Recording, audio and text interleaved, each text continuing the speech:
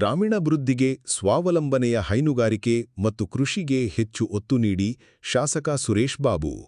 ಗ್ರಾಮೀಣ ಪ್ರದೇಶಗಳಲ್ಲಿ ಕೃಷಿ ಚಟುವಟಿಕೆ ಜೊತೆಗೆ ಪೂರಕವಾದ ಹೈನುಗಾರಿಕೆ ಉದ್ಯಮಕ್ಕೆ ಅಗತ್ಯವಾದ ಪ್ರೋತ್ಸಾಹ, ಆಧುನಿಕ ತಂತ್ರಜ್ಞಾನ ಮತ್ತು ಸರ್ಕಾರದ ಯೋಜನೆಗಳನ್ನು ಸಮರ್ಪಕವಾಗಿ ಬಳಸಿಕೊಂಡು ಶ್ರದ್ಧೆ, ಪರಿಶ್ರಮದಿಂದ ದುಡಿದಾಗ ಮಾತ್ರ ನಮ್ಮ ಹಾಗೂ ಸಮಾಜದ ಅಭಿವೃದ್ಧಿ ಸಾಧ್ಯ. ಗ್ರಾಮಗಳ ಉನ್ನತಿಗೆ ಪ್ರತಿಯೊಬ್ಬರೂ ಕೈಜೋಡಿಸಬೇಕು ಎಂದು ಅಭಿಮತ ವ್ಯಕ್ತಪಡಿಸಿದರು. ತಾಲೂಕಿನ ಬುಕ್ಕಪಟ್ಟಣ ಉಬಳಿಯ ಹಳೆ ಬಿಜ್ಜನ ಬೆಳ್ಳ ಗ್ರಾಮದಲ್ಲಿ ಹಾಲು ಉತ್ಪಾದಕರ ಸಹಕಾರ ಸಂಘದ ನೂತನ ಕ್ಷೀರ ಶೇಖರಣಾ ಕೇಂದ್ರವನ್ನು ಉದ್ಘಾಟಿಸಿ ಮಾತನಾಡಿದ ಶಾಸಕ ಸುರೇಶ್ ಬಾಬು, ಗ್ರಾಮೀಣ ಪ್ರದೇಶಗಳ ಸಮಗ್ರ ಅಭಿವೃದ್ಧಿಗೆ ಸ್ವಾವಲಂಬನೆ ಹೈನುಗಾರಿಕೆ, ಕೃಷಿ ಮತ್ತು ವೈಜ್ಞಾನಿಕ ಚಿಂತನೆಗೆ ಹೆಚ್ಚಿನ ಮಹತ್ವ ನೀಡಬೇಕು. ಮನೆ ಮತ್ತು ಕುಟುಂಬದ ಅಭಿವೃದ್ಧಿಯ ಜೊತೆಗೆ ಮಹಿಳೆಯರು ಹಾಗೂ ಪುರುಷರು ಸಮಾನವಾಗಿ ಜವಾಬ್ದಾರಿ ವಹಿಸಿ ಆರ್ಥಿಕವಾಗಿ ಸದೃಢರಾಗಬೇಕು. ಸಂಶೋಧನಾ ಕೇಂದ್ರಗಳ ಮಾರ್ಗದರ್ಶನವನ್ನು ರೈತರು ಮತ್ತು ಗ್ರಾಮಸ್ಥರು ಪರಿಣಾಮಕಾರಿಯಾಗಿ ಬಳಸಿಕೊಂಡು ಹೊಸ ತಂತ್ರಜ್ಞಾನಗಳನ್ನು ಹೈನುಗಾರಿಕೆಯಲ್ಲಿ ಅಳವಡಿಸಿಕೊಳ್ಳಬೇಕು. ಇದರಿಂದ ಹಾಲು ಉತ್ಪಾದನೆ ಹೆಚ್ಚುವುದರೊಡನೆ ಆರ್ಥಿಕವಾಗಿ ಸದೃಢರಾಗುವುದರ ಜೊತೆಗೆ ಗ್ರಾಮೀಣ ಜೀವನ ಮಟ್ಟವೂ ಸುಧಾರಿಸುತ್ತದೆ. ಪ್ರಸ್ತುತ ಸರ್ಕಾರದ ನೂತನ ಮುಖ್ಯಮಂತ್ರಿ ಡಿ.ಕೆ. ಶಿವಕುಮಾರ್ ಅವರು ಗ್ರಾಮೀಣ ಭಾಗದ ಯುವ ಪೀಳಿಗೆಗೆ ಗ್ರಾಮ ಪಂಚಾಯತ್ ಮಟ್ಟದಲ್ಲಿ ಭಾರತ್ ಜೋಡೋ ಅಡಿಯಲ್ಲಿ ಯುವಕರ ಸಂಘ ಸ್ಥಾಪಿಸಿ ಕ್ರೀಡಾ ಮನೋರಂಜನೆಗೆ 10 ಲಕ್ಷದವರೆಗೂ ಹಣ ನೀಡುತ್ತೇವೆ ಎಂದು ಘೋಷಿಸಿದ್ದಾರೆ. ಈ ರೀತಿಯಾದ ಯೋಜನೆ ಕೈಗೊಳ್ಳುವ ಬದಲು ಯುವಕರೇ ತಮ್ಮ ಗ್ರಾಮದಲ್ಲೇ ವಿವಿಧ ಗುಡಿ ಕೈಗಾರಿಕೆಗಳ ಬಗ್ಗೆ ಮಾಹಿತಿ ಹಾಗೂ ತರಬೇತಿ ನೀಡಿ ಪ್ರೋತ್ಸಾಹಧನ ಕೊಡುವುದರಿಂದ ಯುವ ಪೀಳಿಗೆಗೆ ಸ್ವಾವಲಂಬನೆಯ ಬದುಕು ಕಟ್ಟಿಕೊಳ್ಳುವ ಅವಕಾಶ ನೀಡಿದಂತಾಗುತ್ತದೆ. ಜೊತೆಗೆ ಜೀವನ ಮಟ್ಟದ ಆರ್ಥಿಕತೆಗೆ ಸಹಕಾರಿಯಾಗುತ್ತದೆ ಎಂದು ಅಭಿಪ್ರಾಯ ವ್ಯಕ್ತಪಡಿಸಿದರು. ಈ ಭಾಗದ ರಸ್ತೆ ಅಭಿವೃದ್ಧಿ ಹೆಚ್ಚಿನ ಆದ್ಯತೆ ನೀಡಿದ್ದು, ಬಡ ಮಕ್ಕಳ ಶೈಕ್ಷಣಿಕ ಏಳಿಗೆಗೆ, ಶಾಲೆಗಳ ಅಭಿವೃದ್ಧಿ, ಗ್ರಾಮಗಳಲ್ಲಿ ಜನಸಾಮಾನ್ಯರ ನಡುವಿನ ಸಾಮರಸ್ಯ, ಸೋದರತ್ವ, ಪರಸ್ಪರ ಪ್ರೀತಿ ವಿಶ್ವಾಸದ ಕುಂಡಿ ಬೆಸೆಯುವಲ್ಲಿ ಸಹಕಾರಿಯಾಗುವ ದೇವಸ್ಥಾನಗಳ ಅಭಿವೃದ್ಧಿಗೆ ಅನುದಾನ ನೀಡುವುದಾಗಿ ತಿಳಿಸಿದರು. ಬಂದೋದಂಥ ಹಳ್ಳಿಗಳಲ್ಲಿ ನಾವು ನೀರಿಂಗಿಸುವಂಥ ಕೆಲಸ ಮಾಡಿದ್ರೆ ಅಂತರ್ಜಲ ಹೆಚ್ಚಾಗುತ್ತೆ. ಇಲ್ಲಾಂದರೆ ಈಗೆಲ್ಲ ಬೋರ್ ಸೌಂಡ್ ಕೇಳಿಸ್ತದೆ, ಅದೆಲ್ಲಿ ಕೊರಿತಾ ಇರ್ತಾರೆ. 1000 ಅಡಿ ಕೊರಿದ್ರೂ ನೀರು ಸಿಗದಂಥ ಪರಿಸ್ಥಿತಿಗೆ ನಾವೆಲ್ಲರೂ ಕೂಡ ತಲುಪಿಬಿಟ್ಟಿದ್ದಾವೆ. ಅಲ್ಲಿ 1000 ಅಡಿಗೆ ಹೋದರೆ ಮತ್ತೆ ಫ್ಲೋರೈಡು ಮತ್ತೆ ಏನಾದ್ರು ಕೂಡ ಕಾಯಿಲೆಗಳು ಬರ್ತಕ್ಕಂಥದ್ದು ಆಗ್ತದೆ. ಆದ್ದರಿಂದ ಇವತ್ತು ನಾವು ನೀರನ್ನ ಇಂಗಿಸ್ತಕ್ಕಂಥ ಕೆಲಸವನ್ನು ಹಿಡಿದಿಟ್ಕೊಳ್ಳುವಂಥ ಕೆಲಸ ಆದರೆ ಖಂಡಿತ ಇವತ್ತು ಅಂತರ್ಜಲವನ್ನು ಹೆಚ್ಚಿಸ್ಲಿಕ್ಕೆ ಸಾಧ್ಯ ಆಗ್ತದೆ. ಎಲ್ಲೆಲ್ಲಿ ಹಳ್ಳಗಳಿದೆ ಅಲ್ಲಿ check dams, bridge come barrage ಮಾಡಿಸೋಕ್ಕೆ ಅವಕಾಶ ಇದ್ದರೆ ಕೊಟ್ಟರೆ ದಯಮಾಡಿ ಅವೆಲ್ಲನೂ ಕೂಡ ಮಾಡಿಸ್ಕೊಡುವಂಥ ಕೆಲಸ ಮಾಡ್ತೇನೆ ಅಂತಕ್ಕಂಥದ್ದನ್ನ ಈ ಸಂದರ್ಭದಲ್ಲಿ ಹೇಳ್ತಾ, ಇವತ್ತು ನಮ್ಮ ಬುಕ್ಕಾಪಟ್ಟಣ ಹೋಬಳಿಗೆ ಏನೇ ಇದ್ದರೂ ಕೂಡ ಅನುದಾನ ಕೊಡೋದ್ರಲ್ಲಿ ಯಾವುದೇ ಸಂದರ್ಭದಲ್ಲಿ ಎಷ್ಟೇ ಬಂದರೂ ಸಿಂಹಪಾಲನ್ನು ಹಿಡಿದು ಈ ಹೋಬಳಿಗೆ ತಾರತಮ್ಯ ಆಗದ ರೀತಿಯಲ್ಲಿ ಇರತಕ್ಕಂಥ ಕೆಲಸ ಮೊದಲಿಂದನೂ ಕೂಡ ಮಾಡ್ಕೊಂಡ್ಬಂದಿದ್ದೀನಿ. ಈ ಸಲ ಅಂತೂ ವಿಶೇಷವಾಗಿ ಅದಕ್ಕೆ ಹೆಚ್ಚಿನ ಒತ್ತನ್ನು ಕೊಡ್ತಾ ಇದ್ದೇವೆ. ಆ ಕಡೆಗೆ ಬೇರೆ ಅನುದಾನಗಳು ಸಿಗ್ತಾ ಇರೋದ್ರಿಂದ ಎಲ್ಲದನ್ನು ಕೂಡ ಇಲ್ಲಿಗೆ ಡೈವರ್ಟ್ ಮಾಡೋವಂಥ ಕೆಲಸ ಮಾಡ್ತಾ ಇದ್ದೇವೆ.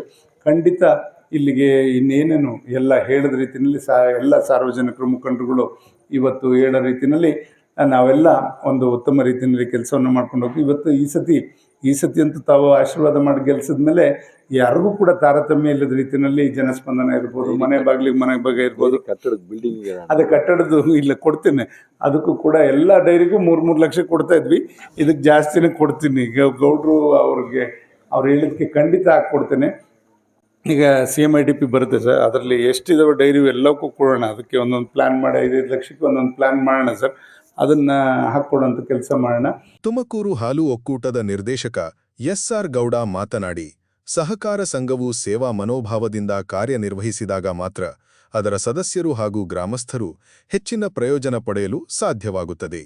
ನೂತನ ಆಡಳಿತ ಮಂಡಳಿಯು ಪಾರದರ್ಶಕತೆ ಹಾಗೂ ಪ್ರಾಮಾಣಿಕತೆಯಿಂದ ಕೆಲಸ ಮಾಡಿ ಸರ್ಕಾರದ ವಿವಿಧ ಯೋಜನೆಗಳ ಸದುಪಯೋಗವನ್ನು ಗ್ರಾಮದಲ್ಲಿನ ಎಲ್ಲಾ ಉತ್ಪಾದಕರಿಗೂ ತಲುಪಿಸಿ ರೈತರ ಆರ್ಥಿಕ ಸಬಲೀಕರಣಕ್ಕೆ ಶ್ರಮಿಸುವಂತಾಗಬೇಕು.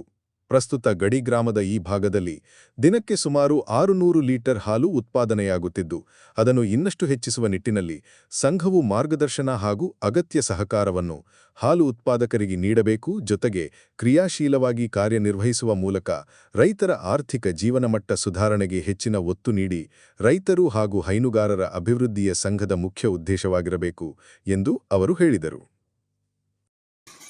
ಅದು ಈ ಒಂದು ತಾಲೂಕಿನ ಗಡಿ ಭಾಗದಲ್ಲಿ ಇಲ್ಲಿ ಕೇಂದ್ರವನ್ನ ಕೊಡಬೇಕು. ಇಲ್ಲಿನ ಹಾಲು ಉತ್ಪಾದಕರಿಗೂ ಕೂಡ ಒಂದು ಕೇಂದ್ರ ಪ್ರಾರಂಭ ಮಾಡೋದ್ರಿಂದ ಹೆಚ್ಚು ಈ ಭಾಗದ ರೈತರು ಹೈನುಗಾರಿಕೆಯಲ್ಲಿ ತೊಡಗಿಸಿ ಇವತ್ತು ಅವರ ಒಂದು ಆರ್ಥಿಕವಾದಂತಹ ಜೀವನ ಮಟ್ಟವನ್ನ ಸುಧಾರಿಸುತ್ತದೆ ಎಂಬ ನಿಲುವಿನಲ್ಲಿ ಈ ಒಂದು ಉಪಕೇಂದ್ರವನ್ನ ಇವತ್ತು ಕೇಂದ್ರವನ್ನಾಗಿ ಮಾಡಿದ್ವಿ. ಅವತ್ತು ಉಪಕೇಂದ್ರ ತುರ್ತು ಸಂದರ್ಭದಲ್ಲಿ ನಮ್ಮ ಬಾಬಣ್ಣವರನ್ನ ನಾವು ಕರ್ಸಕ್ಕಾಗಿರ್ಲಿಲ್ಲ.